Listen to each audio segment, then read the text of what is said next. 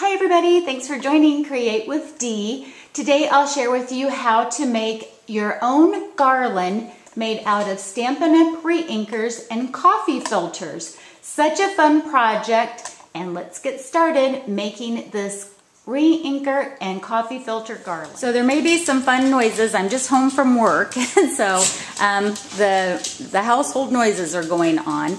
But what you see here is, this is an old pie dish that we use for baking on the grill. And I used my leftover coffee in the morning, and I've got a batch of those soaking or baking right now in the oven. And so on these two, I've just filled some up with water, and I'm using Calypso Coral. And we're all just going to kind of test here together. I'm going to add several drops. That was probably about 6. And I've got some tongs here. I'm going to mix it up.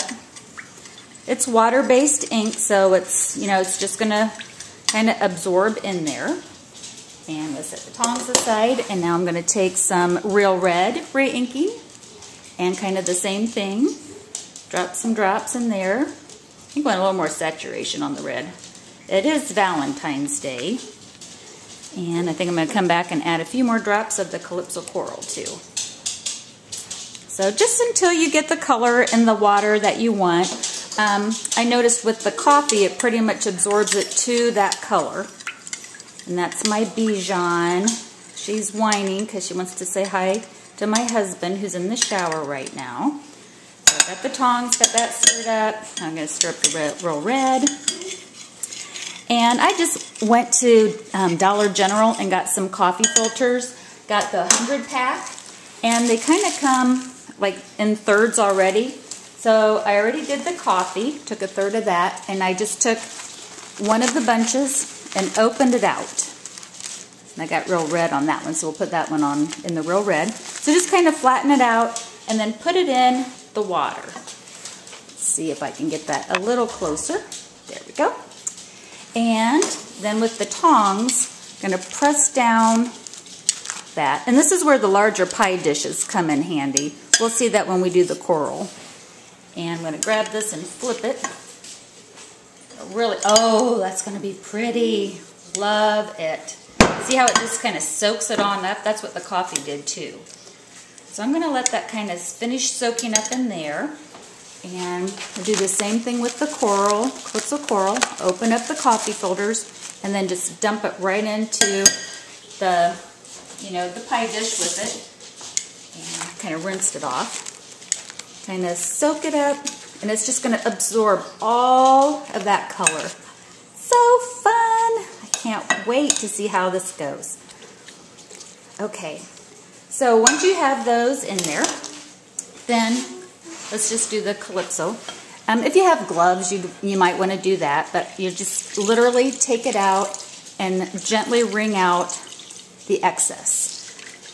And what we're doing is, I'll move this out of the road, and bring in an old cookie sheet, and we're going to gently open up our coffee filters and separate them out on the cookie sheet.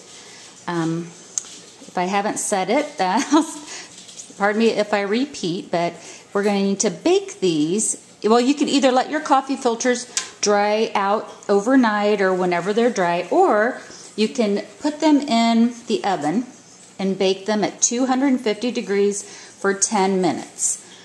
My coffee soaked ones, which is going to have like a crumb cake look, are about ready to come out, about another minute and a half. Ooh, I kind of like the variegated colors. I don't know if you see that. Let's pan down. Whoops, just a second. That one's variegated. Cool. So on some of these, I have peeled them off individually, which is what the instructions said to do. But with 30 of them, I don't live in that world. Sorry. See, that's where the saturation could come in a little deeper, but I kind of like it that they're variegated. That's kind of a cool effect. And just kind of sort of separate them and put them out on the cookie sheet. And then, again, that's going to go in the oven for 10 minutes at 250 degrees.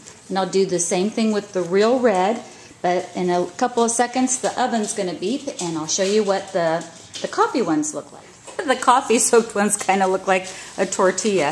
But see, they're dry now, 10 minutes in the oven, and are nice and kind of crisp. And these are going to make a really fun banner element here. So again, I'm doing the same thing with the other two colors, and I'll get back when I have them all done. The last of them are in the oven drying out, but I just had to show you, look how fun these are. I just love them. Okay, be back soon. So my coffee filters that are dyed are all dried, and now I'm going to create the pattern of the color palette. And for me, what I'm going to do is I'm going to use 3 of the coffee filters that were dyed with the real red, then 3 that were dyed with just using the coffee. Again, you could use crumb cake or a brown tone, excuse me, or you could just leave them you know, natural too. You could just leave them white, but you still want to soak them to get them flat and dried. And then 3 of the Calypso Coral ones that we dyed with that. And I'm just going to keep doing that and keep making my pattern stacks until I have them all in a row. Okay, so I have all of the things in order. Now it's time to start threading our banner and getting it put together. So I've gone ahead and got started on this, and so this is what it's going to look like. And what I used was a large eye needle. This one happened to be a knitter's needle. I don't think it matters as long as it's a big eye of a needle so that you can get through whatever string that you're doing. I'm using a heavy twine right now. You know, you could definitely use a rope or ribbon or whatever you'd like. So what I found is that, you know, you can start out with about 3 of them just to get the feel of it, and approximately go in the middle. Just poke a hole with your needle. Be kind of gentle as you pull it through, and it's threaded. I found for me, I could get up to 6, and that was about right. If I tried to do much more than 6 on my coffee filters, they, you know, it was just a little difficult to pull the thread through it. So you just want to kind of work it through. Oops. See, and then sometimes it's a little thick. There it goes. So for mine, maybe, you know, 3's more likely. So I'm going to keep doing that, and I've got it stacked in my pattern, and I'm going to go through all of them, and I'll show you what that looks like when it's all done. I've got them all threaded, and oh my gosh, it would look super cute somehow just stacked up like this, like an accordion. Isn't that so pretty? This could be such a pretty color palette for a Mother's Day or a bridal shower. Oh, and I did, before we go any farther, I wanted to, a couple of little other things. I kept 6 of each color out, and they're going to make flowers for the ends of the banner. So keep 6 of each color out. And I didn't tell you how long to make your thread or your rope or your ribbon that you're going to use, because I just keep it, let's see if I can get this out here. I just kept the ends on here till I see how fluffy it gets.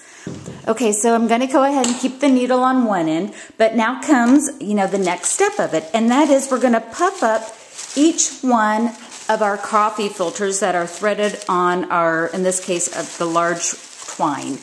Just going to, one by one, kind of crinkle up, and we're just going to make kind of these little crinkle flowers, and it's really going to give it depth and dimension. And this is where it's nice to keep it on the spool or the thread, because, you know, you can keep bringing it down as the coffee filters, when you scrunch them, they get dimension. So just kind of pull it down, and I'm just kind of crinkling and squishing them in towards the ribbon or the twine.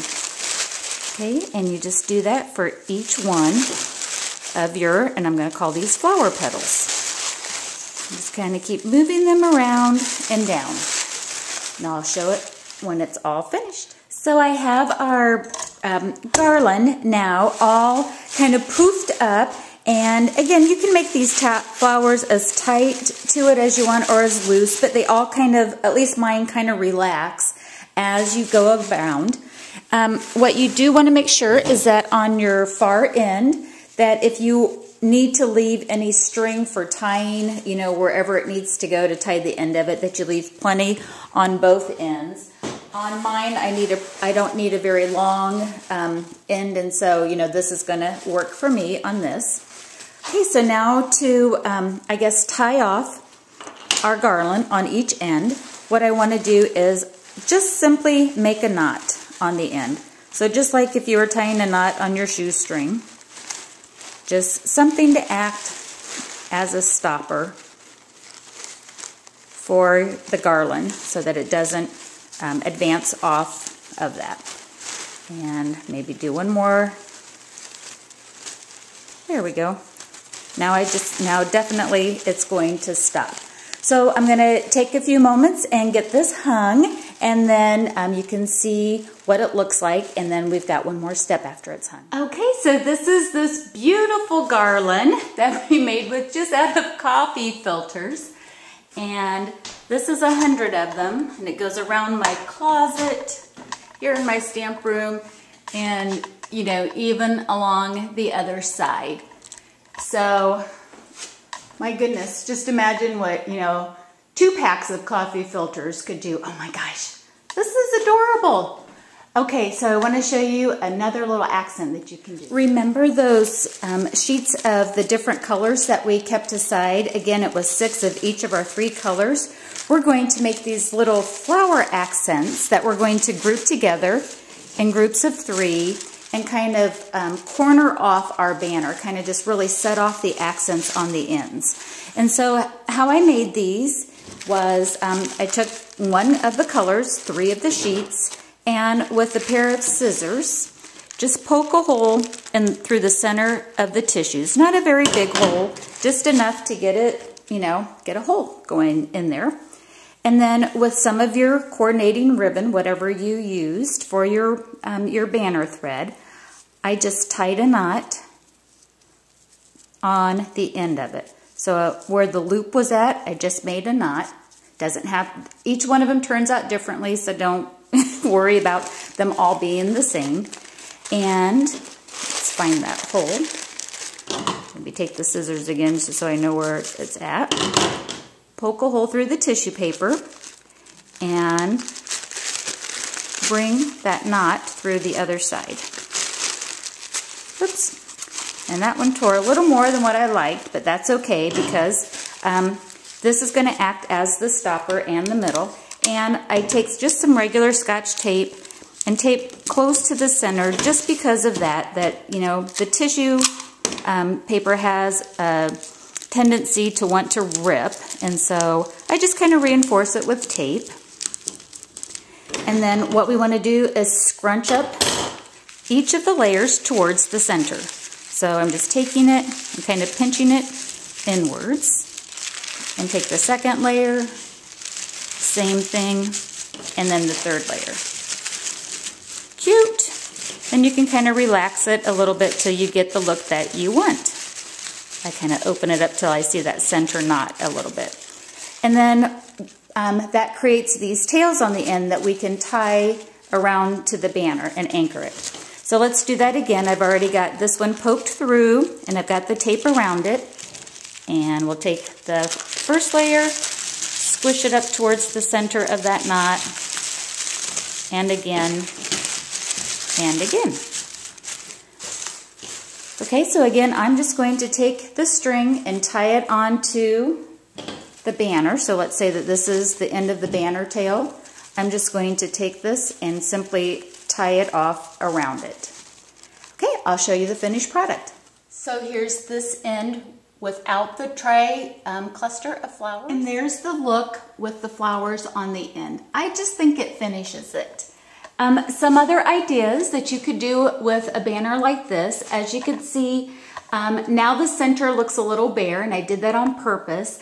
I'm going to plan to put some Valentine accents in the middle and kind of change it out as the season. At the time of this video, it's the end of January, so I plan to have this little garland up all through February through spring and summer, and just kind of change out the centerpiece of it. But again, my ends are anchored. So there's that end that's anchored and that end. So I hope you have fun making your Stampin' Up! Reinker coffee filter garlands. Happy crafting, everybody. Bye-bye.